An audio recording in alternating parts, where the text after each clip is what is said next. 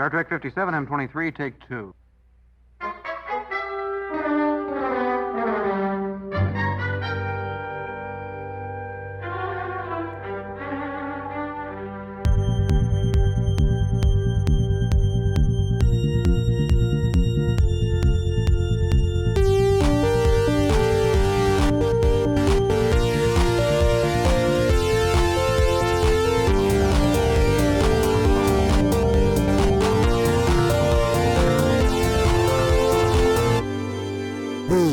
Star Trek Podcast. Got any miracles in your computer, Spock? Impossible to predict, Captain. I don't want a prediction. You will start work immediately, around the clock, non-stop, until you arrive at a formula that gets us out of here. These computations are useless. Get out of here and don't come back until you have a plan that works. Yes, sir. What do you see beyond your eyes, Megan? 2 new ships. In each, beings labor to solve the riddle of the time trap. Escape. Escape. Gently, good Megan. Return to us now. It is impossible. They must try, Sirius. They all must try before they accept. All right, Dan, why don't you get us started off on this whole podcast thing? Okay, let's do the podcast. Make sure that you have your podcasting ears on and set your drums to listen. That's a good job. Okay. Because we're about to start a podcast. All right, but what's the name of the podcast? Oh, it's the It's Got Star Trek podcast starring us. And it's we're doing an episode 145. No. 146. Yes. That's what I said. We're doing Star Trek. I'm going to start keeping track again. So starting now. Starting now. Well, we're almost at 150, which man. Because of the vagaries of human culture and the brain and all that. The vagaries. People think it's an awesome number, 150. Well, the sesquicentennial. Yeah. Right. Well, this is a momentous occasion because Jesse is now taking notes once again as to what episode we are on. Today we are doing a double feature. That sounds like extra value, right? Well, no, it's the same amount of time. We're just doing 2 episodes because they're shorter. And what we're doing is It's a cartoon. I'm enjoying Dan providing so much detail Right. And context. Dan's yeah. like the starter. He started out. The next step Starting- usually, Dan, is starting you've named the podcast. Well, I was about to do the next He's always step. Okay, okay, I'll leave it to you. I'm sorry. I don't mean to interfere. No, it's okay. Just hold your horses is all. All right. Hold them horses. All right. Nay. So we're doing 2 episodes. They're shorter. But what we're doing is 2 Star Trek the Animated Series episodes in honor of Lower Decks, which is coming out next week. We thought we'd prep by doing some animated shows. Is it really in honor of it, or well, in preparation That's sort of how of things worked out. so? Yeah. attribute it. These episodes are what's it called? When you tribute something, when this is dedicated. Yeah, these episodes are dedicated to the Lower Decks coming out next week. Is But that we fair? we did not write and produce and star in these episodes, so No. I don't know if we have the authority. Well, we dedicate. the authority. Well, to we dedicate this podcast episode. All right, that's fair. We can do And- that. and- That is within our authority. Yeah. Our authority. Great. And so what we're doing is season 1, episode 12, which is called The Time Trap. And then we're also doing season 1, episode 13. Jesse, why is Dan doing this funny? He's doing some funny voices. He's doing some funny voices.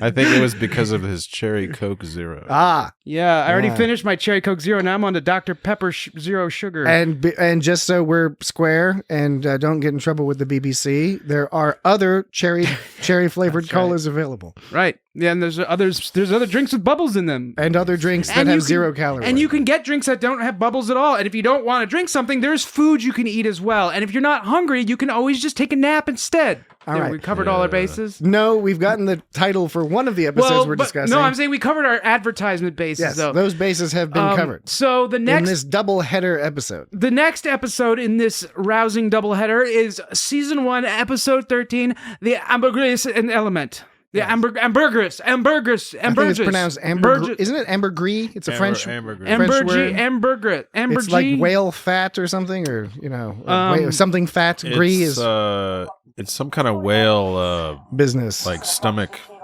business. What are you doing over there? You playing YouTube videos? She said ambergris. Wait, listen.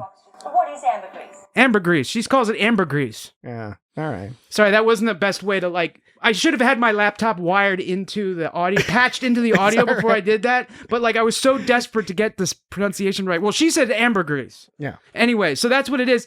And so you can kind of guess what the first episode is about, but the second episode, you wouldn't be able to figure out what the heck's going on, except that there was water having something to do with it. Because ambergris, who wants to define it?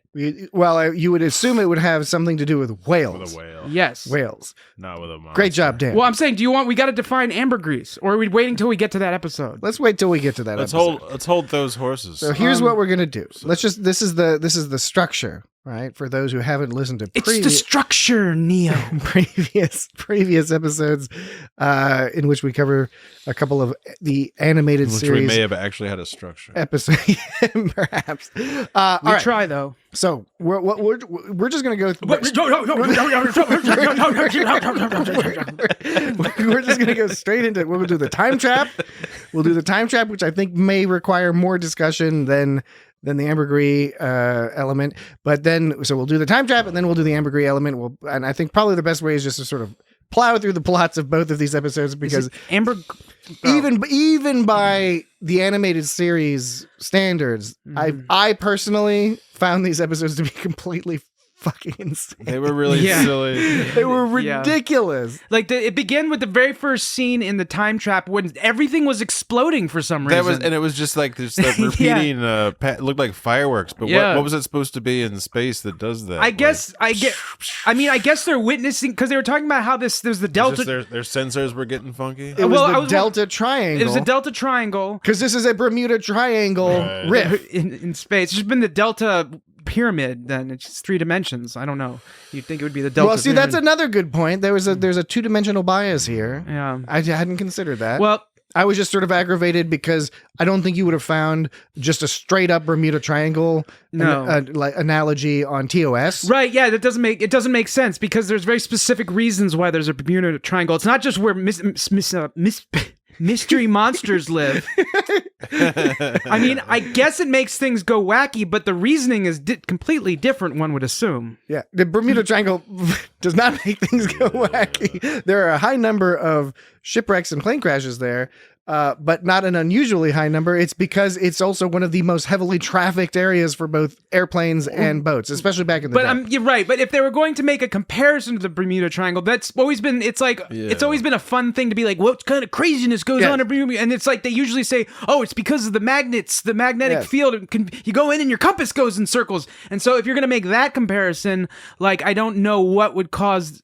I don't know. Yeah, it was a weird. It was weird because they had the explosions, and it's like, what are the explosions for? Right. So Jesse was saying, and I was thinking this could be it. Maybe their sensors were all fucked up, but maybe it's because they say that a lot of ships disappear in here and just go away. The sensors were in a state of chaos, according to the science officer. Yeah, but it looked like the space was exploding. So maybe because of all the ships keep getting disappeared, those explosions were the explosions of ships disappearing. I don't think it was. Nah. Because the Klingon ship just kind of went zoom and disappeared. So yeah, we don't know. We don't know what the explosions are. I did like the concept of a pocket of time or something. And the garment. She said pocket and the garment of time. Yes. Oh man, she said it in a really weird voice. Okay, we're not as weird as Megan. We're going to get to the weird voices. Oh man. And all that. Megan. But that basic sci-fi concept's fine. I thought it was a little silly to have the Delta Triangle. Although I did think it was cool because you think of like the Delta Quadrant or like the Delphic Expanse or something, But anyway, I just found it a little silly. And it was also just very on the nose because there's Bermuda Triangle and then Delta Triangle as opposed to coming up with some other term. And then at one point... He says Sargasso Sea. Yeah. Well, he says... Yeah, and he says it wrong. Shatner, Kirk says instead of Sargasso, he says Saragossa, like Saragossa. Yeah, Sea. that's right. Right, he does. But that for For the uninitiated, for the uninitiated in the Atlantic, that's where the Bermuda Triangle's in the Sargasso Sea. Mm-hmm. So it was very on the nose. That's just off the coast of the U.S. Yes, it is. As it happens, it's in the Caribbean. Like when you're a kid, or the Caribbean, if you prefer. I prefer the Caribbean. It's not really because Bermuda's like not in the Caribbean. It's just it's up. It's up high. It's like off at the coast in like North Carolina. You say the Pirates of the Caribbean, but then we also say Caribbean Grill. There's a place Caribbean Grill nearby that I'm sure someone else has a Caribbean Grill. Where's Caribbean Grill? Does anybody have a Caribbean Grill? That sounds good. Does anyone a Caribbean Grill? Does anybody have a Caribbean Grill near where they live? No. I'm not done with the question. I was going to ask about the Caribbean Queen. Okay, look, let me ask my question. My question is, does anyone have a Caribbean Grill near where they live that they pronounce and call the Caribbean Grill? I don't think anybody does. And you guys are just saying it that way to be difficult, but nobody says Caribbean Grill. Caribbean Queen. And nobody lives in the Caribbean Grill but you. And nobody says Caribbean, the Pirates of the Caribbean. They do, but it's the Pirates of the Caribbean, just like it's the Caribbean Grill. It's not the Caribbean Grill and the Pirates of the Caribbean. I'm not so sure about this. All right, I think we're all in agreement that this Bermuda Triangle business is silly. Yeah. Well, that's what TV says to me, Jesse. Well, even in the context of of a quote unquote kids show, because we've seen with previous episodes of the animated series that they're capable of doing some like really tightly written, well-written stories, clever concepts, even though they're a little simplified, a little bit more geared to kids. Yeah. They've done some amazing stuff before. And this episode, the Spock one was great. Oh yeah, the Infinite Vulcan? Or are you talking about the one with Yesteryear? Like, Yesteryear is fantastic. Yesteryear. Everyone should watch Yesteryear. But the thing is this episode, it's got a few cool parts into it, but it's just like I think it's a poorly written episode. There's so much stuff that just does not make sense. Yeah. In like what's going on. Why are the Klingons just lurking there? I sussed it out after watching it like 3 times that I think what we're supposed to understand is that the Enterprise is going to explore this place just for good old regular old-fashioned exploration reasons. The Klingons catch wind of this, and for some reason the Klingons are like, we should go destroy the Enterprise, and then everyone will just think they disappeared, and that's why they're attacking there. That's certainly the conclusion that Spock seems to come to. We got to get that pesky Enterprise. But the thing that was kind of odd about it was like, what are you trying to avoid? Why don't you just shoot the Enterprise like elsewhere? I mean, I guess you don't want to go into Federation space, but the the Enterprise is often tooling about in some other joint. I don't know. I thought it was a little bit of an incoherent And plan. Apparently Commander Kor had some prior beef with the Captain Kirk. They made some small reference to how Commander Kor was. Yeah. Commander Kor was the one that got beamed down on. It was Kor and Kaz got beamed down to the planet. Yeah. And then there was Curie. It was Kirk. Yeah. Who was the voiced by George Takei. He was the one outside the time pocket. Is that the one you're referring to? Yeah, he was the first one we see. That was George Takei doing like a half British accent. I didn't know that. Yeah, it was weird and prissy. It was weird. So they were talking to Commander Curie, and sometimes those images look kind of funny. Like it looked like he was smiling the whole. When he was like, he looked like he was mischievously smiling. He's like, "Hey Kirk, hey Kirk, hey Kirk." Like how Kirk sort of like talked down to the guy, because what was it? He was going. He goes. We're gonna get there eventually. I'm betting on it. So Curie's he looks all smiles and sugar, right? And then, but then he says, surrender immediately or we will destroy you. And like that, those words can't be coming out of that cute face, but they do. And then Kirk puts him in his place. He goes, "We didn't destroy the Klothos, and you are well aware of it, Commander." And then Curie's like, "I do not accept this." And he's like, "Frankly, Commander, what you accept is of little importance to me." And he shuts him down. And Kirk put that. And we never saw Curie again. And Kirk's whole plan to escape from the Klingons, which I do understand. I don't. His whole plan is let's go to where all the other ships have disappeared and never come back. And you could argue, okay, that's a brave thing. I think partly because of the compressed amount of time we have in these TAS episodes, they couldn't like stretch that out a little bit more to make that seem like a more rational decision. To be like, let's try to go into the terrible zone of death. Yeah. It wasn't clear why they were doing it. My impression was they assumed that the 2 other Klingon ships were going to disable them or something. I guess the only justification is that they thought we have no choice. We can't run away for some reason. We can't get away from I guess these they were trying to Klingons. lead Commander Curie over to that spot to be like, look, they disappeared right here or something like that. That's what I was thinking. And that, I they hadn't would thought of that. they would somehow find evidence of the Klothos, So they're just getting shot by Klingons, and they're like, well, let's just bring them over here. and then they'll see what happened or something. Yeah. You thought that they did it to Escape. That You was the did- impression I got. So you think they knew they would zap into the past when they went there? Or they would disappear. And I freely admit this could be an incorrect interpretation on my part, but yeah, that's what I thought. Yeah. So all the first 5 minutes or so, Final Frontier. the first 5 minutes or so of this whole episode is the tension is kind of taken out of it because it's in the title. I know that happens sometimes, but you look at the Ambergris incident and The Ambergris element. I was thinking about the Terrigen. Well, there's the Terrigen incident and there's the Andorian incident. Oh man. Okay. Yeah. Anyways, I look at that title There's a and I'm couple like, other incidents, too. and it leaves enough mystery. After you watch the episode, it's like, okay, I can see how that relates now, but you wouldn't gather that from the plot from the title.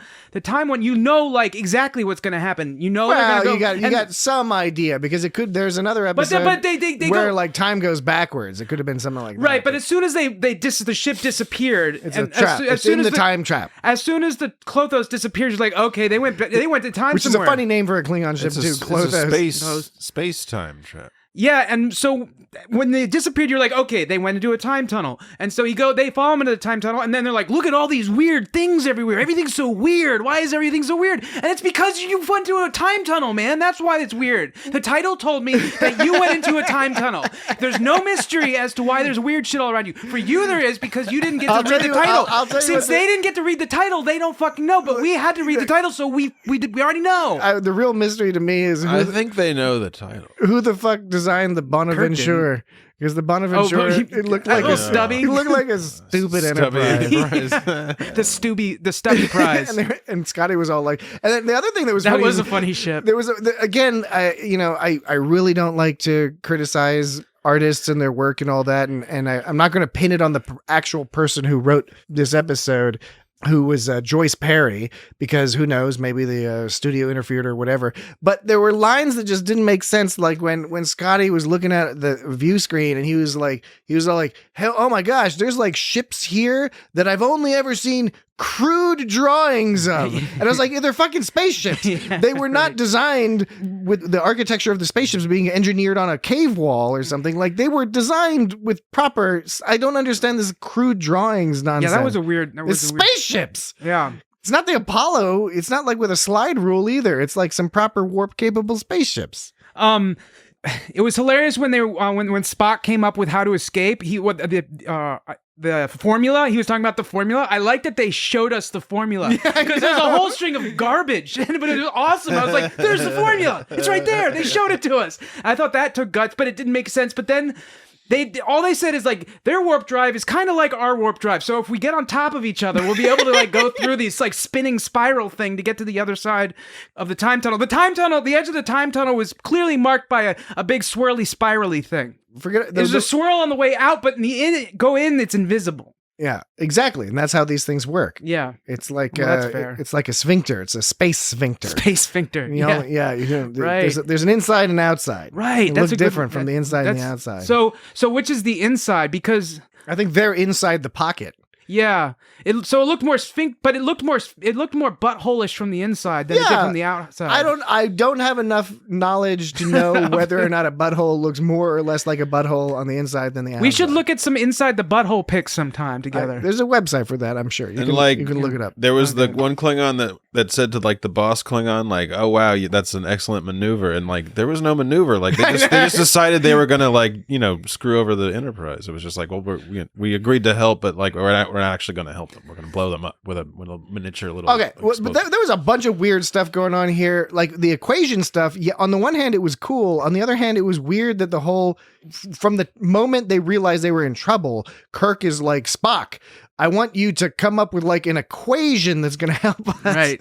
I like the idea of teaching young people that math is awesome and can help solve problems, but you might teach them that lesson better if you don't put a bunch of gobbledygook on the screen that with no clear explanation. Like, what was were these warp field dynamics? Right. Was it something to do with the plasma flow? Like, what exactly was Spock doing?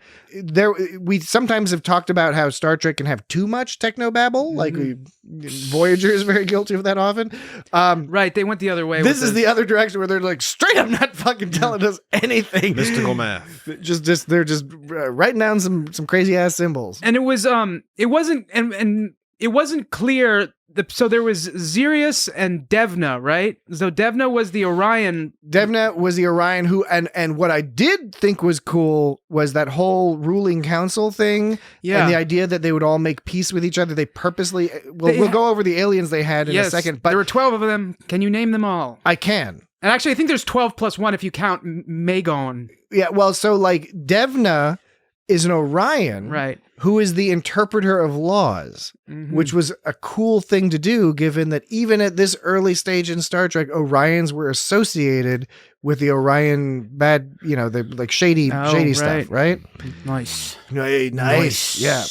Was Sirius a Vulcan or a Romulan? I think he was a Vulcan. It was hard to tell, but I think he was a Vulcan. There was an older dude. They had another pointy dude. That could have either been another Vulcan or a Romulan. They didn't have any spoonheads, though. Spoonheads hadn't been invented yet. No, they hadn't.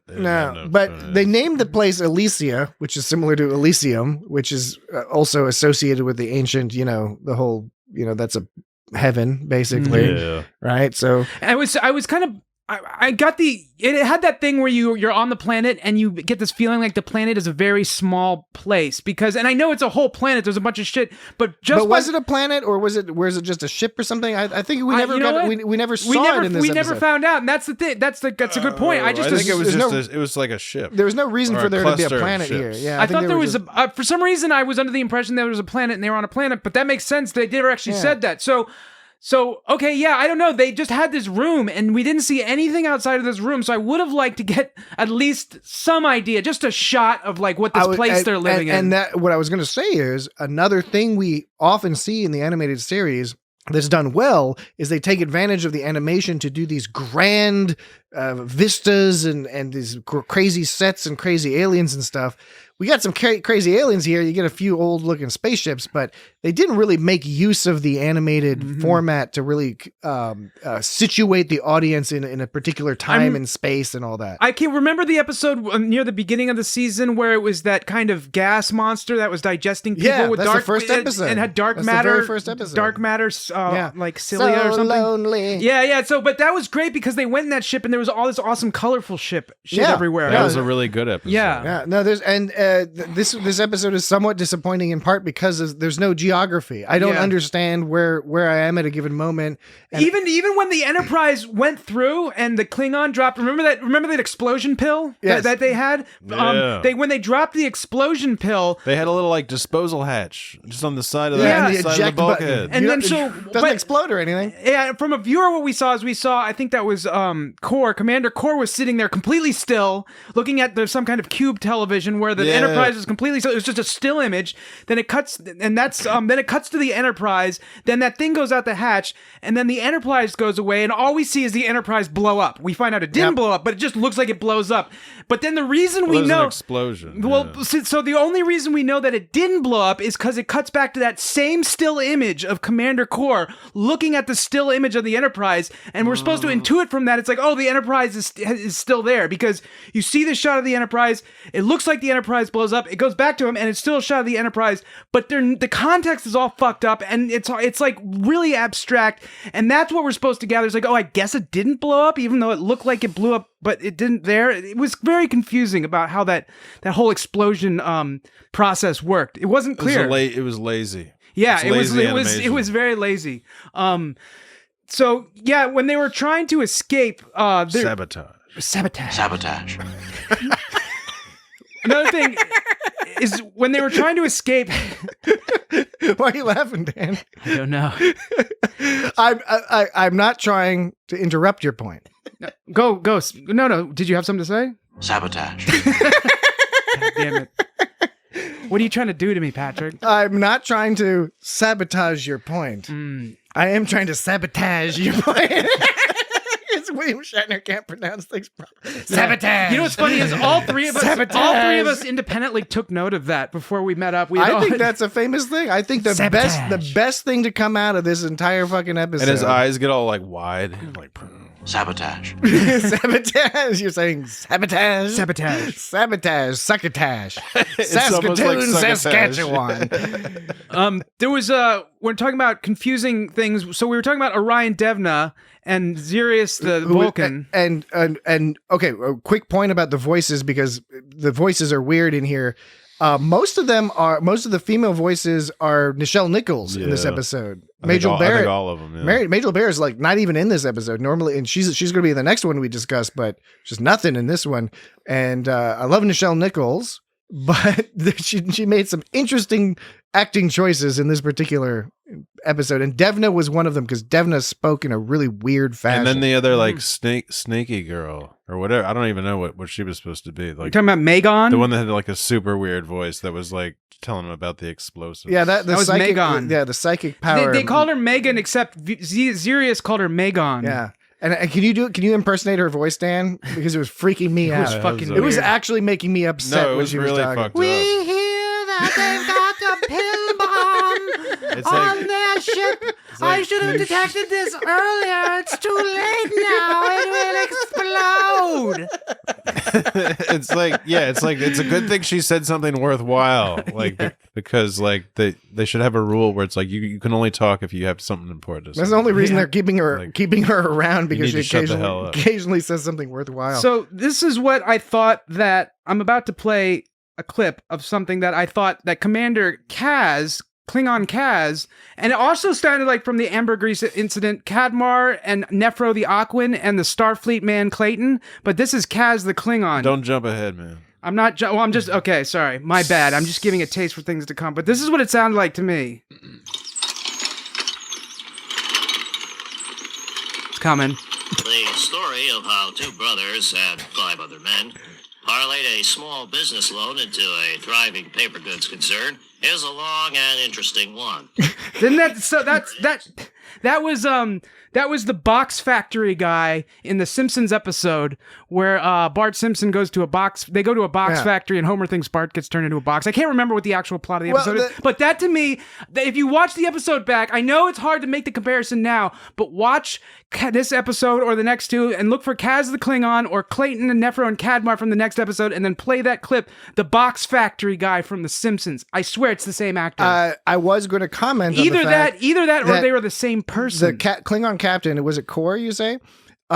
He sounded like a Klingon because he was all like, "God damn you, Kirk! I'm a Klingon." Blah. But a lot of his other crew were speaking with like a mid-Atlantic, like 1940s movie style, like kind of like that accent. I was like, "Well, okay, Captain, that's a great idea you have there, Captain." It was very strange decision. Actually, I think Clayton was in this episode. Maybe Clayton and Kaz were the same person. It could have been that they were the same person. Could have been. How about this? Let's take a quick break, and then we'll finish up talking about this episode, because I still want to talk about the folks in the ruling council and a little bit about Spock's friendliness to the Klingons and that whole weird plot development. All right, we will be right back.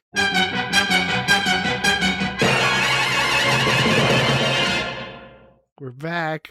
Wow.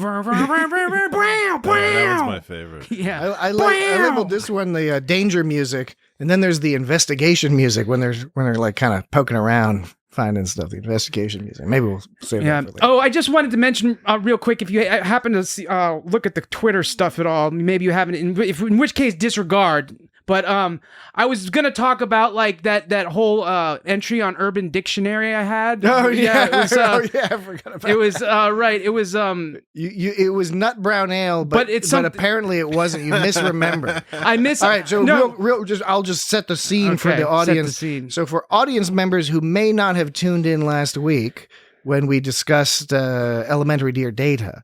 Dan mentioned that in his younger was that only days, last week? That was only last week. In Dan's much younger days, quite a long time ago now, he added Shit, motherfucker. he added an entry to Urban Dictionary.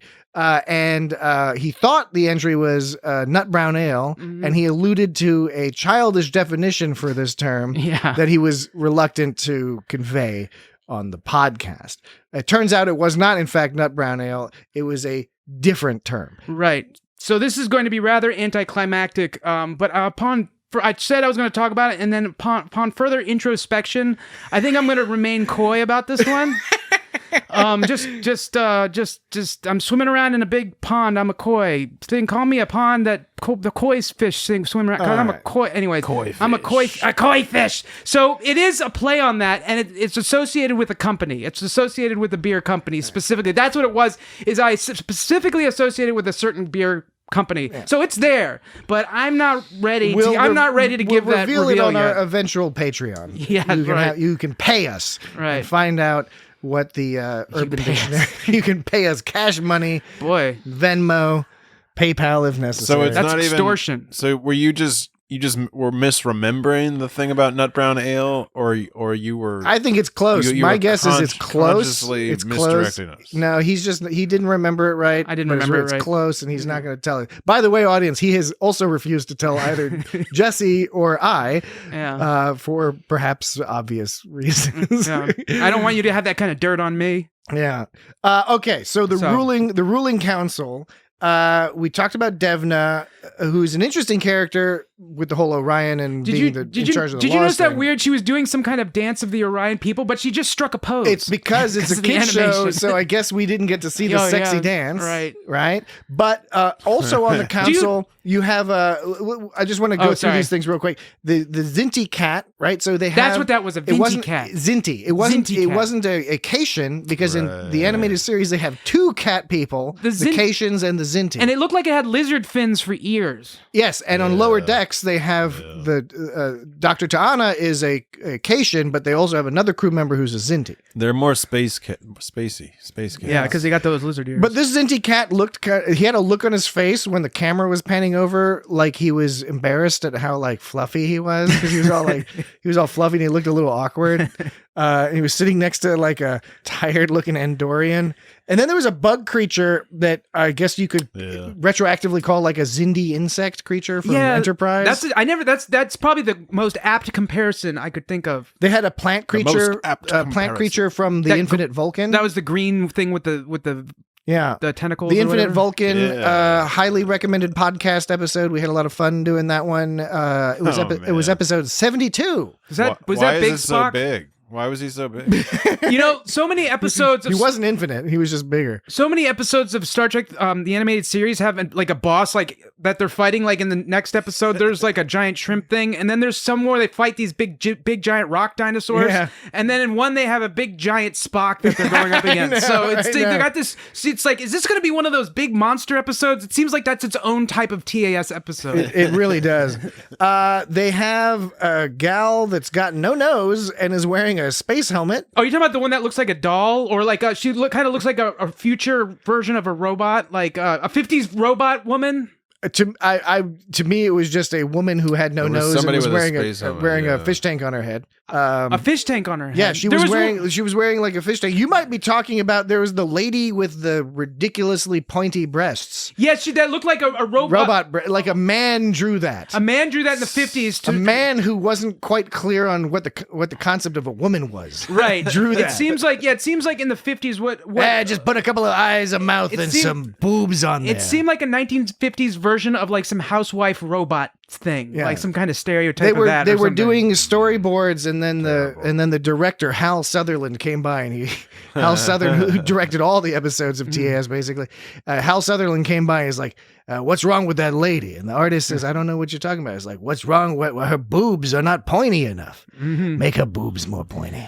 This is a kid's show, goddammit. They got to have pointy boobs and cat ladies trying to molest the crew. So you saw the Zinti, the bug Zinti bug You saw There's a Gorn. There's a Gorn. fucking Gorn. And Yep. there's somebody else with pointy ears. There's a what? So we can assume maybe that's a Romulan, I guess. If they're trying to have everyone. Or a Klingon a Vulcan from a different era. They did have a A Klingon. Vulcan from a different mother. They did have a Klingon. Did they have a Klingon on there? Yeah. Did they have a Klingon on the council or just the Klingon? I'm pretty sure they I did. don't think they had a Klingon on the council. It's hard to think tell they had a because Klingon on it's the like the council. old style Klingon that just looked like weird I humans. thought they did. I don't know. I don't know. I think there was just a bunch of Klingons hanging around because they were having like a party and stuff, and they were doing all that. There was like a lot of Klingon action. Well, They I were didn't. stuck there. I don't remember seeing any woman with a fish tank on her head. Well, you got to go back and Was look. that on the 12 quorum? Because at one You point missed they, out. It was in the ruling council. The council But not were- to be confused with the ruling tribunal, which is the next episode. wait. Whoa, no, but the council. No, the council on this one. Just to make it very clear, the council on this the one. ruling council is what we're talking about. The ruling tribunal, that comes next. So I counted 12 creatures on the ruling council. Creatures, they're people, goddammit. Species of things. I counted. Things. This is what I saw. You're digging a hole, man. In order to dig a hole in you, I got from left to right: Vulcan, Klingon, Zinti, Andorian, Bugman, Green Walker, some kind of doll, a Romulan, a Pigman, which is that a Tellarite? Oh, or something? Tellarite. Yeah, Yeah, we forgot about the Tellarite. Tellarite. Yeah, they had a um, Tellarite. A human, a Gorn, and then the Orion. I didn't remember anyone on the quorum with a fish tank for a head. But The one you named there was the woman who had no nose has a fish tank on your head. But perhaps you need to watch it on a bigger TV or something. I Or didn't- maybe on a smaller TV. maybe it's the one that with the doll that I was thinking of. The doll. Yeah, with no nose. It's very clear the person who has no nose. maybe we split the doll and you. How do you think she smells? Wait, you said that the Wait. Okay. Okay, All right. okay. Wait. He meant. How does she perform the action of smelling? I'm pretty sure that's what Jesse meant. Yeah, I'm sure. Because otherwise, it's that old joke about the dog, right? Yeah, That is the old joke. So- I was doing that joke. So you're saying the woman, Patrick, the woman with That's me. That's me. that's me nightly. That's me nightly. That's me nightly. That's me nightly. Oh. I'm Patrick me nightly. My name's Patrick. So you're Ireland. saying that the woman with no nose is different from the woman who looks like the 50s robot. the 50s robot. I was just kind of going with you. There's a woman wearing a white. Why are we talking about this? So you didn't even know what I'm talking- No, she's wearing a white uniform. No, that's a human. And that's the human. That's the human. She's sitting next to the Gorn. The other lady has no nose and has a fish tank on her head. No, that was the one. That's the one that I was saying looked like a 50s robot. Okay. If you had just said that they were the same person earlier, we wouldn't be confused right now. I don't. Fish tank on your head versus a 50s robot. Yeah. They were the same person. Okay. All right. And what's next on the docket? So they were trying to they were trying to escape, right? And here's an inconsistency. I believe. Oh, you found an inconsistency in this episode. Yeah, except not. Wait. Are you serious? You're making fun. Wow. I was just confused by. Sabotage. I was confused about the relationship between Devna and Sirius because first Devna's telling Sirius that. Yeah, they both they switch positions. Yeah, it because doesn't make any sense. Right, you know what I'm talking about. When she says they must try to escape, they will not be happy. They will not be happier unless they try to escape. Oh, they must. And Sirius is all like, I don't know. And then later on, when they're trying to bump through the time anus, they well, sphincter. My fault. I mean, we don't have to go all the way to But anus. that's when Devna says to Sirius, she switches stances and goes, Sirius, they're going to kill themselves. What can we do? And Sirius is like, we must not stop them. They're doing what they must. So it's like he was trying to stop them first. He was trying to stop them from going first, and Devna was like, no, they must. And then later on, Devna was like, we must stop them. And then he was like, no, you must let them. They switched. Is that what you're talking about, Patrick? Because it's like what is this like? We can't escape, so you can't try to escape. Like that's not what they were saying. That's what they were saying. No, man. they weren't. There was a political discussion going on, and I think Jesse's correct that like part of the ruling council was the vibe was no, once people are here, they should be here. The reason it's confusing is for the point you're making, Dan, which is they confuse the entire issue because they set up the whole argument in which Devna is all in favor of let them do whatever because it's not going to work and it'll get it out of their system and then they'll be happy to hang out with us.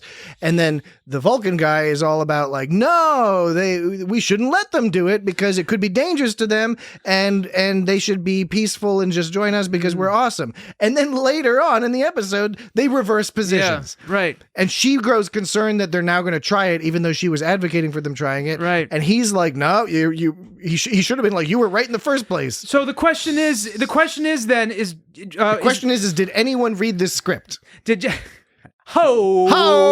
So actually, the question is now: did they try to stop them because they were worried they were going to hurt themselves, or was it like what you said, Jesse, where you said they didn't want them to go because they wanted them just to stay and keep them company? Well, that one, whoever it was talking about how like they tried to escape but couldn't. And so they just learned to accept that they had to stay there. He's trying to accelerate the process. So you guys got to stay here too. Yeah, he's like, well, don't even bother. She was saying.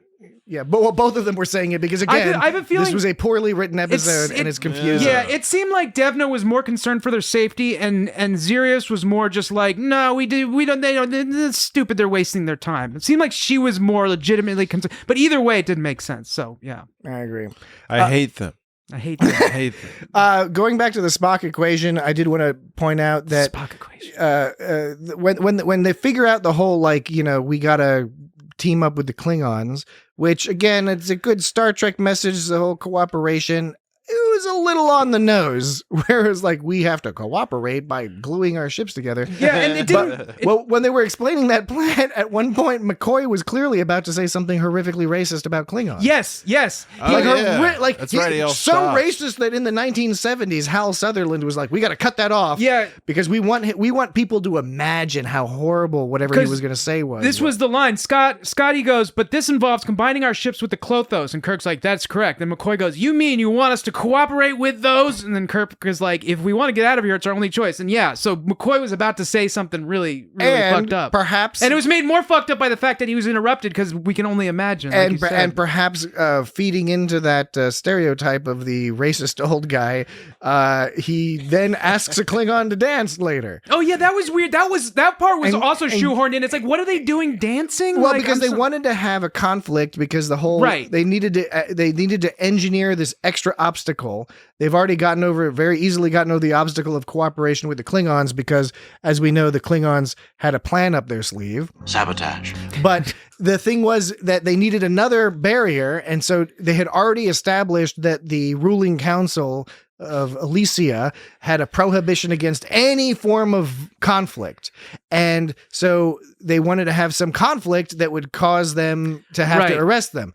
And they could have picked any number of different things. And what they chose was that McCoy, who has already been established as racist against Klingons, decides to ask a Klingon woman to dance, which then starts a fight. It's not his fault, but it's still, So it's a little weird. It was weird. Actually, first I thought that he was I thought he asked the Orion to dance, but I guess it makes more sense he asked the Klingon to dance. But because the Klingon was like, "She's my woman." Yeah, it was the whole. It was all. It was very inappropriate on McCoy's part. It was weird, and it didn't was make misogynistic, no matter which way you look at it. Yeah. Right. Yeah.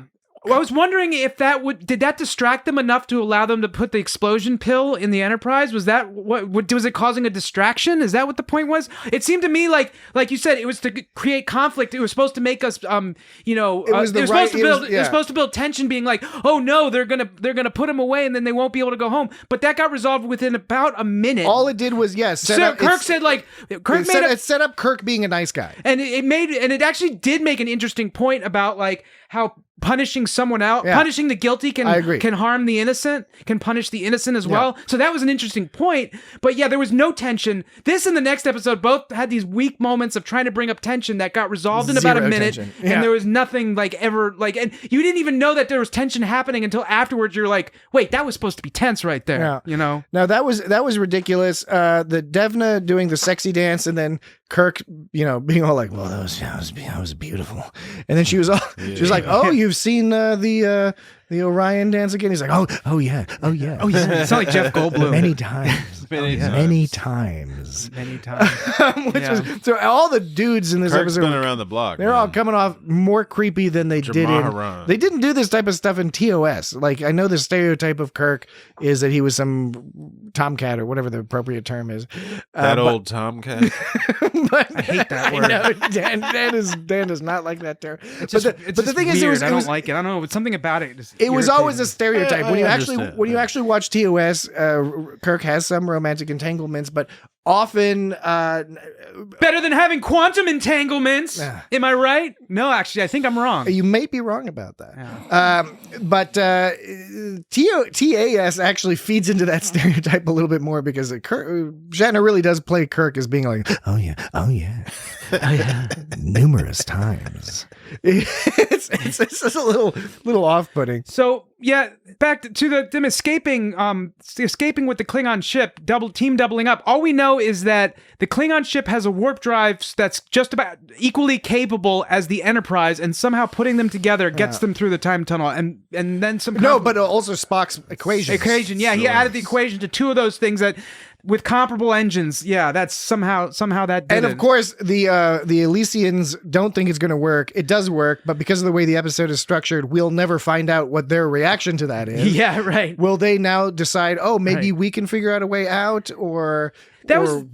That was the other thing. And now you can fly back and forth in there because now they know how to get out of it. They never gave a compelling reason. I think they're going to stay though because they're a bunch of dummies. Yeah, but the Federation could go back in because now they can be fairly confident. They're like, okay, we've got data. We know exactly how much dilithium we need. We know how the dilithium reacts to this weird pocket of They time. go back in. They should just murder all those people.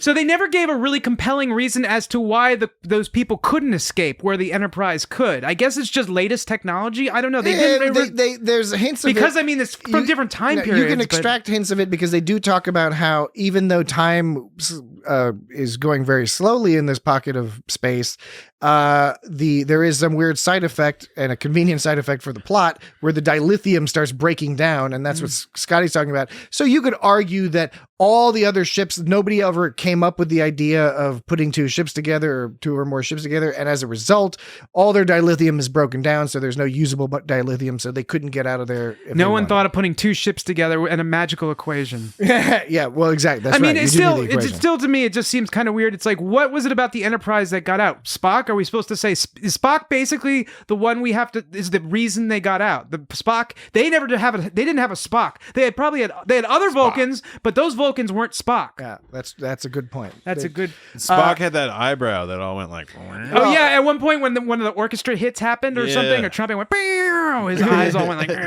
Well, and when Kirk beams away or gets beamed away, there's that like crazy music cue, and then it slowly zooms in on Spock. Yeah, and that and he does that thing. But then there's the whole business with Spock getting all pally with the Klingons twice. Yeah, and I know there was a reason he had a plan in mind, but it was like still ooged me out. The audience knew there was a reason, but it was weird. Yeah. And then it was weird that Spock wasn't explaining this to anybody. And then it was also weird that McCoy and Kirk were like pretty quick to be like, man, we can't trust Spock anymore. Yeah, right, yeah. Like, that guy's gone crazy. Yeah. When the audience immediately understood, oh, Spock's got something up his sleeves. So, which apparently was just to get some like light pseudo, like not quite mind melding, but maybe just mind tickling or something. Yeah, so I wasn't aware that Vulcans could like absorb people's. He was doing Troy. He was a Deanna Troy. He was doing an Unbreakable thing, where he was like putting his hand on people and he could like read their thoughts by making contact with them. Like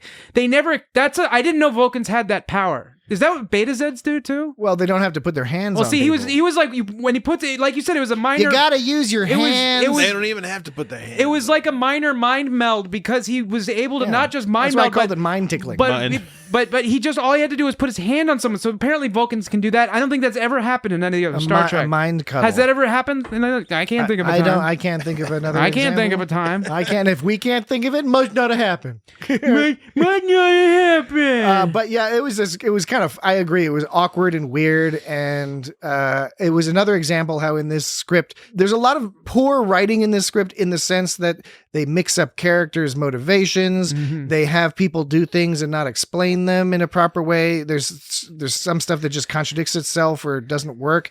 However, I think the greatest example of the bad writing, or at least potentially, arguably, is at the very end of this episode, when you have this wonderful ending exchange where McCoy is upset that the Klingons are giving the credit to themselves for getting out of the weird void, right? Uhura intercepts the communication from Kor.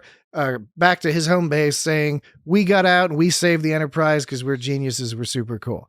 And McCoy responds to that news by getting all pissed off, right? And then Kirk is like, it doesn't matter, Bones. And then I think it was Uhura says, it doesn't? Yeah. And he says, that's what matters. And then that's the end of the episode. Yeah. And so I'm wondering, what fucking matters? Exactly. Yeah. What is he talking about? I thought I'd missed something. Did he? Is the fact that it doesn't matter? Is that what matters? Or was he looking? Was he looking at the star field and was like, "These are familiar stars, and they're now home"? Because they do have. Yeah. I did really like the line that was earlier in the episode where he's talking to the ruling council. Kirk is, and he says, "Home, with all its faults, is where we prefer to be," which is an awkward way of saying it. Yeah. But I did think it was. Maybe not profound, but a very interesting sentiment, right? Maybe he was being even more profound at the end on this one. Maybe it was like really good writing. But he wasn't like pointing at the screen and saying, that's what matters. He wasn't pointing at anything. He just said, that's what matters. And everyone's just satisfied with that response. And the episode concludes. It was also kind of a weak setup from concluded. Uhura because like it doesn't matter. It's like, well, no, think about it. Does it really matter if the Klingons get credit? I don't know. None of. I mean, the last line, he should like, it doesn't matter. He's like, yeah, no, it's, who gives a fuck what those clowns think?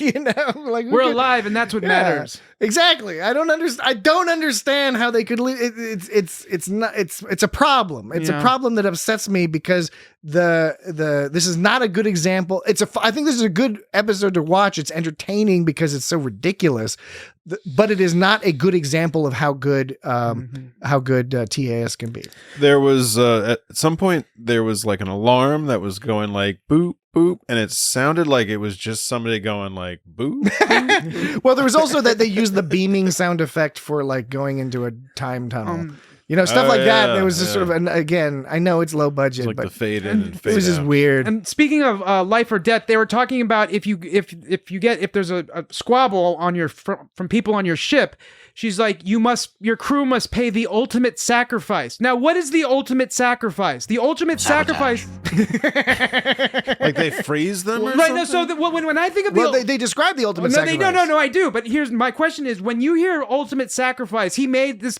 You It means they're death. gonna kill you. Death. That means death. When they talk about making the ultimate sacrifice, that means dying. But all they were talking about is freezing you for a star century. I think they called it. Which we're not clear if that means a century in their time passage or And outside. how is time that? I don't know. How is that? They're not cool with violence, but like that's. And How they- is that not? That's a kind of violence. And they were talking about it's the ultimate sacrifice. So first of all, it's not death. Second of all, you might think, okay, well, it's 100 years. That's fucked up. But then they go on to say, actually, 100 years isn't shit where we're from. So it didn't sound like that ultimate of a punishment to me. I don't know. It was unclear. It was weak. I agree. You have to be careful when you use terms like ultimate and unique. Because they could've- things are not very unique. They are Timeless. they are simply unique or not unique. Yeah, and if you're gonna make binary. and if they said 100 years is not, they said 100 years is like That's nothing to really them. unique. So they could have been.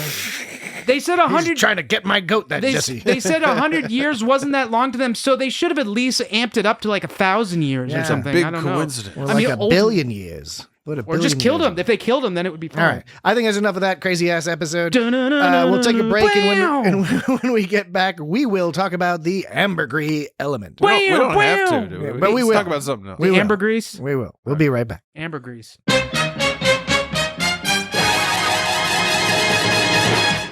Yeah, no, it makes it. It's like a person named Amber who's greasy. Ambergris. All right, we are Squeeze it back. out. We have returned and are ready to talk about Star Trek: The Animated Series. The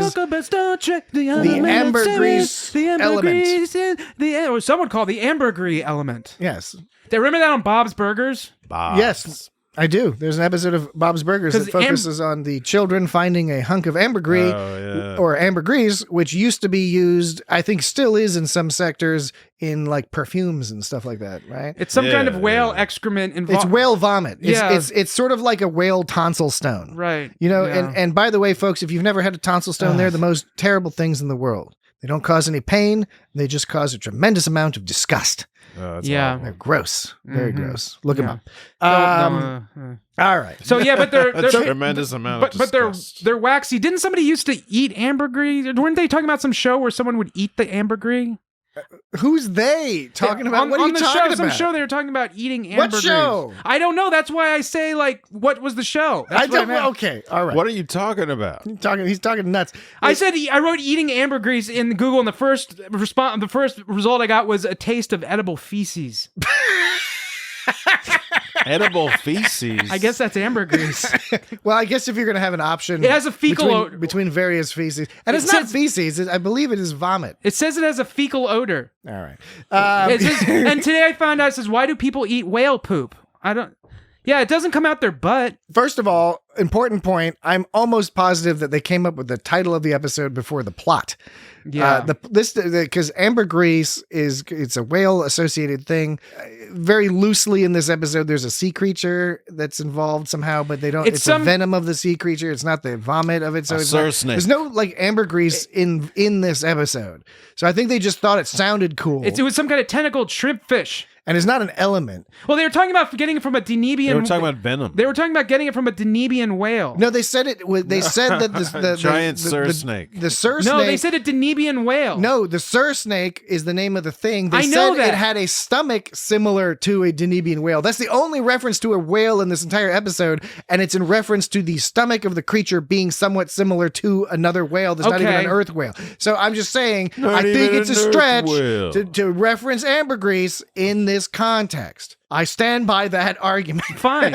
If that's what you say, then fine. You must be right. So if you say it must be right. Okay, if that's what you say, it must be right. I'm wrong. You're right. Oh, of course. Okay. Oh, no. If you say it must be right. I'm excited to hear that you are admitting fault and agree with me. No, I do. I'm excited about what you that. say makes sense. So they're all sarcasm aside. They go to this planet to study this planet because it's identical to the Federation planet, identical to Argo, but they never name what its name is. No, this one, yeah. And the planet, but this planet is more important than Argo because they don't know anything about Argo other than its fucking name. Yeah, well, but the other planet doesn't have a fucking name. Yeah, so the planet they want to save doesn't have a name. This planet is named Argo, and it's an ocean planet, so it's like Jason and the Argonauts. Right. On the nose. Lame. Oh, they were talking about ambergris in Futurama. But the Argo was a boat. Yeah, the Argonauts.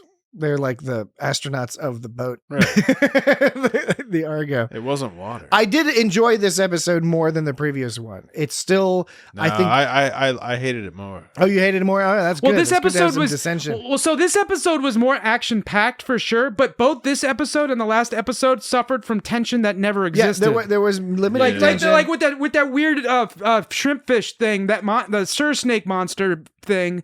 When that thing was chasing him around, it was just kind of like, oh, we're being chased for a while, and a thing fell on it. Now it's not chasing us anymore. There was never any tension. They zapped it with a laser. Yeah, but it was all tied. It was already tied up at that point when they got the venom out of it. No, the very first time they encountered it, they phasered it and it stunned it, I guess, and it sank to the bottom. And then they were investigating it, and then it woke up and started throwing them around again. They had a stupid shuttle. They had what they called an aqua shuttle, which, by the way, had an outboard motor on it at one point. Like when they were first out. Well, no, the first aqua shuttle got destroyed, but then the rescue ship that came was just like a speedboat it was like a Federation speedboat. It straight up was just like that's right, and it said NCC 17. It was fucking hilarious, and they were just zooming around. And by the way, this episode they have like this red shirt guy who looks like he's fucking 60 or something. No offense to 60-year-olds, more power to you, but he looked noticeably weirdly old for a red shirt, and he totally doesn't die. You keep thinking the red shirt's going to die because he's being attacked by a monster, and he's next to McCoy, and you think that the red shirt's going to die and McCoy's going to survive, but no, the red shirt's just fine. That was another anticlimactic part. Is at the very end they tried to build tension with the venom because they left early, and Kirk was like, we need to get more of this stuff, and then Rila, who is the Aquan heroine Aquan, she was heroin. She was saying like, no, we got to get out of here. So we got to get out of here. So we're led to believe that they didn't get enough venom. And then when they take it back to McCoy's like, we don't know how much of this stuff to give. What's going to happen? And they're like, oh no, what's going to happen? They give it to Kirk, and Kirk's all like, oh no, he's getting sick. Oh no. And then it's like, oh, he's getting better. Okay, cool. He made it.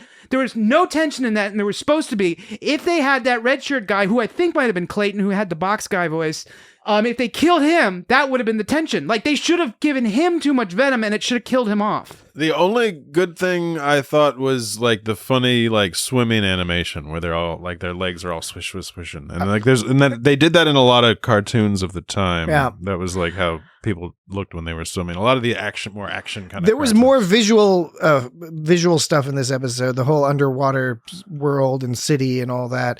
Yeah. Even though some of the decisions that they made were a little bit odd, like the whole scene where they swim down, they try, and then they come across the aliens, you know, the aqua people, the frog fish people, and they're all like, "Get away from here!" And then Kirk and Spock are all like, "Well, why are they being mean to us?" And then then all of a sudden they're like, there's like a crevice, and they're like, it's a crevasse actually. There's a crevasse, and they're all like, "Oh, they probably something's down there." And then Spock goes on this whole thing. He's like, "Oh yeah, frightened and scared creatures like go hide in fucking holes." And I was like, "Who's hiding in the hole? Is it the?" I guess we figure out. Oh, it's the whole civilization. is somehow in the crevice, like going through the crevice gets you to this big civilization. And he was also talking later about how species resort to barbaric like behavior or whatever when there's like, you know, seismic distress or whatever. Like, and so I wasn't really clear on. Oh, by the way, when they were swimming towards that crevasse, did you notice that they forgot to paint them in one of the cells? No, they were all white. Yeah, but that must have been a decision because they reused that animation repeatedly where they did it twice. Yeah, where they showed them just all unpainted. Right, but then which I presume was supposed to be like an underwater effect. It just looked like they were unpainted. No, because they have the other effect where they're on the distance, and they did this in this episode where they're black and it's a silhouette. The silhouette, which is classic and awesome. Yeah, but then there's white, and it made no sense why they were white. And it's funny, because you notice their eyes. Their eyes are flesh-colored. Flesh-colored eyes. TAS is famous for the flesh-colored eyes. That's true for the Klingons and the humans, but the Orion had lip-colored eyes. That was the only difference. That was weird. It was like greenish, weird. Yeah, it was like a different type of green. Sorry, but I have to say this before I go crazy. Ambergris, they use it in perfume. Did you know that? Yeah, I said that earlier. Oh, shit. Yeah. Okay. Yeah. We can move on from ambergris. I'm glad you have confirmed that fact. Okay. Good. So what was the deal with these ancient people? The ancient people, basically it's like, let me see if I got this straight. All right. If we were living today, which we are, and then some shit, thank God. some shit went down, and everyone, like, we had the zombies attack, and like always what happens in zombie shows is people try to eat each other, right? And so everyone's trying to eat us, and everyone. And I was with you, and now I'm less with you. Okay, I'm sorry. I take that back. Everyone's trying to kill each other because when the zombies come out, there's anarchy, and then people all start fighting each other for resources. What's the whole business with the zombie business? I'm talking about instead of a seismic event, it was zombies attacking. Just imagine some sort of big event, upheaval, or like think of sabotage, cataclysmic. Yeah, so think of zombies attacking or Mad Max scenario where people are fighting each other for resources, basically, and it's on a tribal level, a person-to-person level. So that's what was happening back then. There was anarchy, people were killing each other, right? And then these Aquans... There was anarchy, dogs and cats sleeping so together. A group of these people split off and just said, we're going to escape these people by turning us into fish. We're going to be fish people now. And we're going to go to the bottom of the ocean, and that way we can get away from all these assholes that are trying to kill us. But they're part of the same species. And over time, it amplifies, and now they're super fish people. And I guess all the they're frogfish people. They're frogfish people. Okay. And I guess all their old school land walking people are all killed off. Because I thought we were going to see those. I thought we were going to see those land people at some point, but we didn't. I have a different interpretation. Okay. But I think there's some inconsistencies that are going to encourage misinterpretation. Inconsistencies. And it may be that I myself have misinterpreted this. I myself. Yes, I myself may have misinterpreted. I myself. I for one. I will admit that is a possibility. I personally myself think and that, me. Yes, I myself. I might not just I. It's I myself. I myself and me. Just You're one person. Yes, but I'm using the term myself to accentuate and Right. draw attention to the fact it's language that Dan. I'm speaking Language. about my own self. I'm as going to be opposed- honest with you, Patrick. I'm not gonna be honest with you, declaring that this is Patrick. an opinion. I'm going to be honest with you right now, I'm Patrick. suspicious of that fact right now, Dan. Because I've been lying to you suspicious. up until I'm now, wondering, I'm wondering. but I'm letting you know now. I'm gonna be honest with you. I don't know about that. I'm not into those riddles with the two doors and the angel. No, I'm and just the saying, devil. like you say things like I'm not into that kind of when stuff. you say like to be honest with you or I myself, they're just extra words. Yes, the human language is filled It's with extra language, words, man. and there's a certain art to how you put those words together. And And if you want to have clarity It's called English. in, I'm just saying. No, Your the arguments- reason I'm pointing it out is I'm not staking out a position, and I want to make sure that The- I'm clear that the position that I'm the staking out only may, in reason fact, be in error. The only reason I point it out is not because I actually give a shit about that stuff. It's that some people arbitrarily decide to give a shit over random things like that. Like I knew this guy who had a really big problem when people would say like, I'm not saying nothing, I'm just saying. He hated that. He thought it was like one of the biggest problems of the youth of today. Some old dude I knew. Really, that's weird. He really hated when people said like, I'm not saying nothing, I'm just saying. And I get it. I'm not saying nothing, I'm just saying. Doesn't really mean anything, but it's an accent to the conversation. So if you're going to pick one thing to be mad at, why not be mad at all of them? So I myself believe that the correct I'm not interpretation. saying nothing. I'm just that saying. the correct interpretation. I don't have a is problem. I don't have a problem with that though. But this guy did. There were people on land. There were people on land. They all lived on land. And, I'm saying he was arbitrary. And the problem is the episode describes two different scenarios, but puts them together, and they're inconsistent. In the scenario that makes sense, the people who lived on the land, there started to be bad seismic activity. Shit was going bad. Some of them figured out, oh, we can use our medicine, our advanced technology to genetically engineer ourselves to survive. That's in the exactly ocean. what I just said. Yes. Yes, I understand that. Here's where we diverge. I don't think they were zombies. I don't think No, I didn't say the zombies was that was not even the point. But I was don't trying to- understand the utilization of the analogy of the zombies if you didn't want to compare the fish No, people because I'm saying to being treated like to zombies. me, but to me, it helped me picture why people would suddenly turn against each other. Because I was thinking, Sabotage. why did people just want to suddenly? Why did everyone want to kill each other? But they didn't want to. They didn't want to turn against each other. It was one group turning against the other group. The other group was not trying to. See, now that's where it stops making sense. Because that's why I the brought fish up people were just trying to live in the sea. No, because the reason I brought up zombies was to make the comparison. When I think of a zombie show or a zombie book or whatever, always the problem is that when the zombies attack, you figure out how to deal with the zombies, but then the problem becomes all the non-zombie people fight each other and form tribes and all that kind of stuff. And I was saying it was one of those situations minus the zombies, but you're saying it was one group versus another. And I'm saying why would And there only be some of those why would people were eating people. why would there only be two groups? Why wouldn't it just be a bunch of tribes? Maybe a more sophisticated television program would have employed that sort of narrative strategy.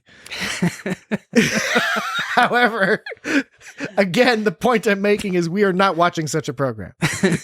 We are in fact watching a program that is significantly less sophisticated than what you're describing. Because here's the other problem. Okay. I just want to finish the main point is the reason there's a problem is they describe one story that seems to suggest a gradual separation, a gradual leading to conflict that then erupted into whatever the final.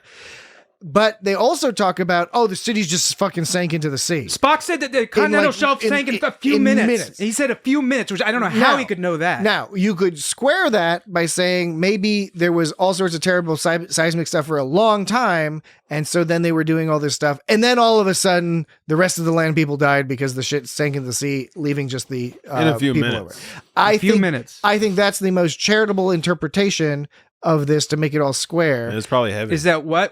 Is that there was a lengthy period in which they knew shit was going bad, and then boom, the big quake hit, and all the remainder of the surface breathers died off or whatever. Okay. Right? And do you think the people who went to the ocean did so because they were running away from the surface breathers, or did you think they just saw that this was going to happen and so they were like, "We better get away from this"? It's not 100% clear. Were they afraid of the seismic activity, or were they afraid of the people? I took it as the latter, and I'm not people. No, the latter from your previous. But the former stating of it. But when you restated your argument, you reversed the former. Yeah. So the former. Oh man. The latter than the Are you former. serious? If we're gonna, just to be clear, the latter than the former. The former ladder. So what do you call a ladder that you break? A former ladder. Oh my God. It's not. It's barely a joke. Do you think that Spock and Kirk, How did you break it? when they were You pooped on when it. they were water breathers and they were hanging out in sick bay, do you think they were hanging out in like the special pods they used to take care of the cetacean crew, the cetacean ops crew? Are That's they a good using question. cetacean ops at this Well, point? those are some small. Not in the real world, but- small cetates but- because like that was not a very big Small cetates, cetates. cetaceans, There were small cetates. cetaceans. I A think is cetate.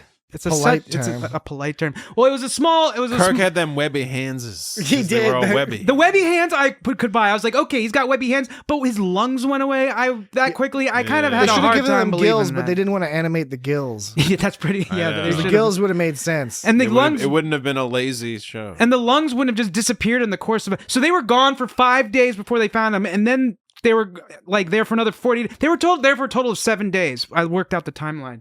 But we're speaking of sort of effort put into things, but going back to the point of star dates that we were talking about, TOS star dates, the star meaning nothing. Star dates. In the time trap, the star date was 52.2. I'd never heard of a star date that low. And in this one, which is the next episode, the star date 52.2. 52.2. That's some And- wild shit, man. yeah. The 1970s was some wild. I wish I was alive. The next episode, I know, we could have It seen would've been those awesome. days. But the next episode, this one, the Ambergris element. Should we take another look at this script just to make sure it doesn't have any dumbass endings? Nah, let's go do a bunch of fucking lewds. Lewds and cocaine. So the star date on that was 52.2. The one on the next one, the Ambergris element, Ambergris is 5,499.9, otherwise known as 5499.99. So it went up, otherwise That's known like as. Star Trek Picard. So that's over 100 times, or wait, no, 10 times. No, wait. 110 times. Yeah, that's over an 100 times the that's star like date. An order of magnitude higher. That's like over 100 star dates times the star date. Man, you got so many star dates. So that must have been over 100. That must have been like 100 star dates, 100 more star dates from then. That's too. It was. I have a hard time believing the difference. Anyways, so yeah, so we were talking about the people and the whole ruling tribunal. So not the ruling council. The ruling tribunal. So even though there seem to be more than 3 people, isn't a tribunal usually 3 people? What you call 4 quadribunal?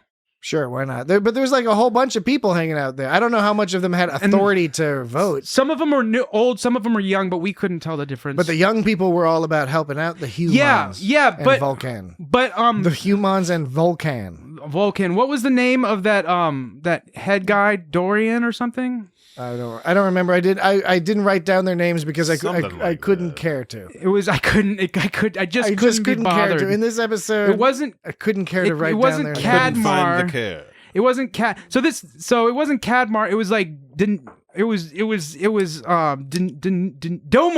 Domar of the High Tribune. That sounds familiar. Right? So that sounds stupid. So we already established that the young people are the ones that saved him, right? And then when Kirk comes back, he goes, your scientists induced these mutations. This is after they were turned in, left, and then they came back, right? And so we've established that it was the young people that saved him and did this to him, right? But then Domar goes on to say, we do not wish to kill, even air breathers. Your memory was eradicated, so you cannot return here. So now it's saying that Domar, before it was the young people that saved him, now they're saying Domar of the elder. Domar saved him. Well, see, I don't remember because I wasn't paying attention to the name so much. So I have it written down, Domar. No, I get that. So if there's an inconsistency there, it passed me by because I was just getting the message the young people are not as set in their ways as the old people. The old people are set in their ways because they have some either direct or cultural memory of fighting with air breathers, so they have a prejudice against air breathers. And that makes sense, but then Domar goes on to say, we do not wish to kill even air breathers. Yes, because they are more peaceful people. So we're to believe that they didn't save them, but they also didn't kill them? Well, and then later they were perfectly happy to kill them by stranding them and having them suffocate on land. Did they ever go to a planet? Exactly. So at first they didn't want to save him, then they didn't want to kill him, and then they did want to kill him. They went through 3 stages. Yeah, but to be fair, they did not specify that they have like some hard and fast like anti-death penalty rule. He was like, we don't want to kill you. But we will. But we will if you make us. I don't know. It was not clear to me. The whole thing was not, because it sounded like the young saved him, then it sounded like the old saved him, and I just was confused. Well, and then the young lady saves them by getting help from Scotty. And then that's where the episode gets extra. It's like they ran out of time or something because they just like they just float down to yeah. And then they float down to that city, and then they go in and they just go into like an office, and then that race of people, that alien species, happens to use traditional like historical human symbols for medicine. And they said, that was weird. And that torso one Spock was saying was stood for mutation. Is that where does that come from? Well, I was going to say there was all these scroll cylinders that held ancient scrolls that had like medical technology on them, and knowledge records. The knowledge records, and they just like a bunch of them, and then there's a Spock who's just like, oh yeah, it's this one, but then they leave with 2 of them, which I guess is enough as it turns out. But it was just it was so fast. Yeah. And then they're like, oh, we need another challenge. There's got to be like, that's the pattern of this show. There has to be one more barrier. So they're like, we'll sick that fucking snake monster motherfucker on them. Except then the seaquake happens and it crushes just like, oh, cool. I guess that's okay. They didn't have, like you said, and I Dan, thought he was dead. No tension. No tension. I thought he was dead, but he apparently wasn't. They brought him back and then zapped his tooth to get some venom out of it. Yeah. But he was tied up at that point. And then I think something fell on him again or something. I can't remember, but well, yeah. And then there was the whole the ordainments. They kept calling the ordainments. They made a noun out of a verb. Yeah, that was weird. To ordain. The ordainments, which I guess are supposed to be like a way of saying commandments, but they didn't want to have that biblical tinge that commandments have. Ordain is still biblical. So one of the young ones says ordainments are useless in times of turbulence. Only knowledge will help us. But weren't the ordainments made based upon knowledge in the first place? Wouldn't that make sense? Like ordainments didn't just come from nothing. Talking about turbulence, Rila wasn't joking about them strong tides when there was that one point where Kirk and Spock were all slurped them in. How'd they get out of that if the tides were going in there? Anyway. I don't know. Anyway. But another minor things to say. Yeah, so the whole ordainment young thing, and then they got sucked into the thing, and then the stuff happened with the people, and then like there was some monsters, and then there was a big monster, and then they sucked the venom out, and then there was the planet was made of green water and brown mountains and brown trees. And when that part where they fell down, or Scotty's fell down, at one point it looked like they were just standing and talking to each other as if they were in a normal location, like in the ship, except the background was this green water instead of the ship background. Yeah. So that's how we knew they were floating in water, is because there was a green background, but they looked like they were like just standing there. And then it just looked like they were floating, like they were in space. And the only time they actually looked like they were swimming is when they did a swimming motion. But every other time, they could have been anywhere. Did you notice sometimes in the episodes you could see these like flecks on the cells that look like eye floaters or something? And sometimes there would also like the right side, when it was black space, it would like kind of like dim and become a little whitish, like it was worn down. You could very easily see like the cells recycling. Yes, they were just reusing cells, and they were dirty and grease-covered fingers just eating French fries. Like, all right, oh my God. Gotta call my wife, tell her I'm going to be late because I'm animating tonight. I'm animating. And at the end, Kirk had that weird smile. Yes. Oh, that music, after the music, there goes, dur, dur, dur, dur, dur, dur. Yeah, it was Kirk's toothy jackrabbit grin where he has no teeth lines or anything. He's just got his lips all pulled back. Strange. It was the strangest way, because they were making a weird joke, because the elder was all like, "We will make new ordainments." Yes, I just got it. And then Rila is like, "And these ordainments we will promise to keep." Right, and then Kirk gives this goofy like, He's just a fucking like Joker smile. It's not quite a Joker smile. Right. What it is it's the kind of smile you give when like his eyes didn't smile. It was like almost like a chimpanzee burying its teeth. I mentioned this briefly a minute ago, but this makes sense because it was a callback. Because Nefer goes, but the ordainments clearly state that capturing Sir Snakes is forbidden. And the male goes, ordainments are useless in times of turbulence. Only knowledge will help us. So this one guy's pushing for the ordainments, the young guy's pushing for knowledge, but they're the same things. Knowledge or the ordainments come from knowledge. And that's what they did in the end. They turned the new knowledge into an ordainment. It all came around. But they also had to break the previous ordainment. They were being ironic on purpose when they were saying only knowledge will help us when the ordainments. Are they ever going to find a planet that was a setup full of complete fucking idiots? That was a setup. That was a setup to the point they were making at the end where we can say it's okay to update our commandments. This episode was better written than the previous one because the previous one had an ending that was fucking ludicrous and didn't make any sense. This one, you could argue with the degree of sophistication of the joke slash callback. You could argue with how funny it is. You could argue with the artistic choice to have Kirk have a bizarre ass smile at the end. Yeah. But at least it makes sense structurally.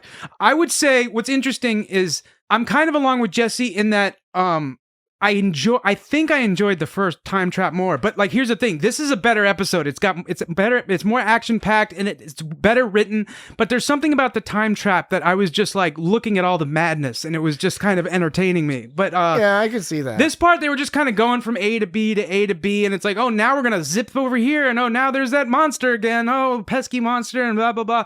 But like this one had more going for it and was more thought provoking for sure. The monster was pretty cool. Maybe I'd have to watch it again. Watch them both again. I think I always watched it after I watched the one that comes before it. Of course, I watched them in order, and I was always like sort of sick of it all by the time I got to this one. And maybe that was it. I could see that. Maybe I should have watched the Ambergris element first. Maybe I should have watched that first because it was a better episode.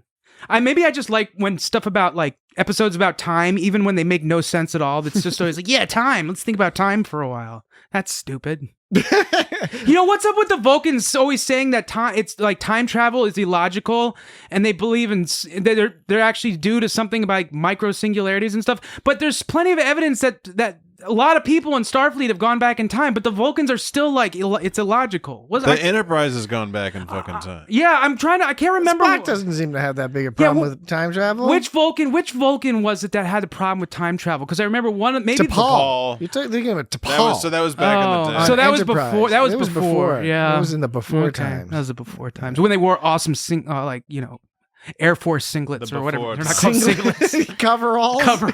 Yeah. Singlets. They should all wear singlets. All right. Any other points about this? This is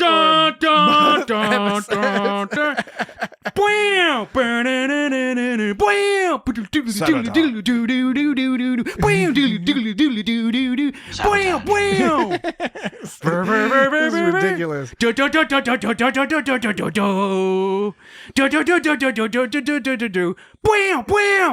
That was part of a different one. Yeah, and that one has like the cool like lead up before, like where it like all builds of the tension before it goes like. Wait, hold on.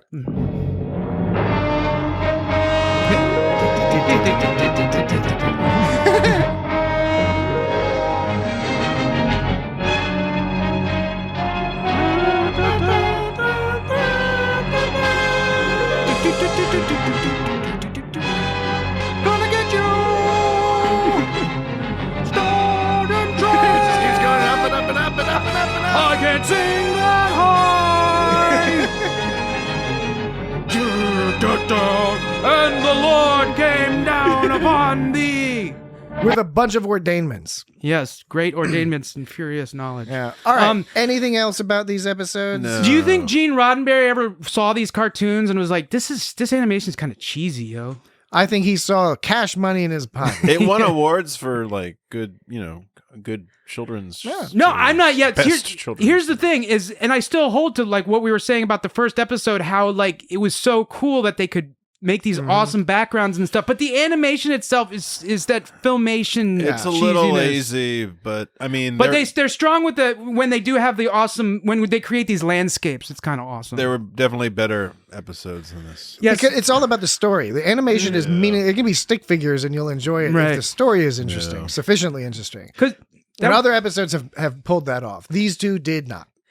So this was made by Filmation, who made He-Man. I remember He-Man. He-Man was the show where I first started wondering where they went to the bathroom. You know, that show where you're like, when do these people pee? You know, and I was like, in the commercials. I secretly knew that they didn't show them peeing on purpose, but I was kind of like, what do they do when they pee? Did they ever show them peeing on accident? I want you to know I'll be right back. Accident. Ha! Are you doing some Pee Wee Herman? Yeah, what if they accidentally peed? Like they forgot to cover up What if they animated it and forgot to cover up Maybe a that's boob what or those, something? maybe Maybe that's what if there was a nip those- slip? Maybe that's what those flicks were. Animated nip flips. Nip slips. Nip flips. flips. Nip slips. Sama Jamma's nip slips. Mamma Jam. Nah, they do that on purpose. We all know that the animators frequently would do, not on this show, perhaps, You know, but with their Speedos they were wearing, those Aquans, they reminded me of basically less buff He-Man characters. it's all very similar. Yeah. It's very Oh. similar models used over and over again. And like Scooby-Doo, when they would swim around on Scooby-Doo, it was a similar kind of thing. And like there were other shows like action cartoons, I forget. Scooby-Doo wasn't Filmation though. No, it wasn't. But that was like the style of Yeah. how they showed people swimming back in like the 70s. Yeah. 70s cartoons. Oh, at one point, one of the Swimming. Aquans said they were collecting edibles. Do you think they were collecting weed? Or they were like some of them those superhero cartoons, like the Justice League. Do you think they were collecting Yeah. weed when they said edibles? Weed. Probably not. I It don't. was probably the writer thinking like, this is how aliens talk. Yeah, the aliens and waters talk in water. Aliens- I don't all think weird. that was not the Star Trek ship that was smoking What weed. did Filmation do? They did a bunch of stuff. They didn't do any superhero shows. The general vibe of Again, animation. there was a Oh, they similar did style. Aquaman. They did Aquaman, The Adventures of Bust Superboy. You. Bust you. The new Adventures of Superman. Is that a term? Bust you? Yeah. Yes. They did a lot of them. They did a lot of DC stuff, apparently. Got to catch up. Hawkman. All right. I think that concludes our discussion Oh, of it does. these two episodes. These two. These two. Both of these episodes. These two episodes. Both of these episodes. Next week, we are very delighted to get back to covering Star Trek that's new Star Trek. New Star Trek. New Star Trek. New Star Trek. Weekly coverage. It's new Star Trek. Hopefully a better episode than these This two. is my new character, Yeah, Star I was going Trek. to say, Dan is trying out some new That's not a characters. new character. This is my new character, Star You Trek. sound kind of like Harry Carey. what is it? No, is that Will Ferrell. Will Ferrell what doing was it? Harry Carey. Greenstreet? Is it Sidney Greenstreet who was in the Maltese Falcon? I don't know what you're talking about. Except it must have taken place in Malta. All right. Well, we're going Let's to go to Malta. Malta. We're going to. No, the Falcon is Maltese. It doesn't take place. Never mind. Next week we will be The talking Millennium Falcon. The Millennium Falcon over to Malta. about Lower Decks. Star Trek Lower Decks starts up again next week. So, No. Yes. No. Season 3. We are all super excited because No. we are huge fans of Lower Decks, and we expect great and wonderful things. I like when she's all smartass and he's all neurotic Who? in Lower Decks. Who's he? There's many characters. You'll Who- just have to guess. Okay, I think I probably can guess. So we'll be talking about Lower Decks next week, and for the next number of weeks after that. So follow along with us, and otherwise, with Follow that, along. we will say good night to you this evening. Good night We'll to say you. good night to you. This This evening, we'll say good night to you. And we hope that listening to this episode does not reduce the chances that you will tune in again next week. Tune in. Yeah, they're gonna fucking tune in. All right. We blew Get it. those dials out. Goodbye, everybody. They should make a podcast player with a tuner dial. Yeah, I'm sure you can buy something like that in New York City and Manhattan. New York City. Brooklyn, I'm sure they sell all sorts of stuff just like that. All right. Brookline. Brooklyn, not Massachusetts. What are you talking about? All right. Good night. Bye-bye. I picked up some indication they are planning to sabotage the Enterprise. Sabotage.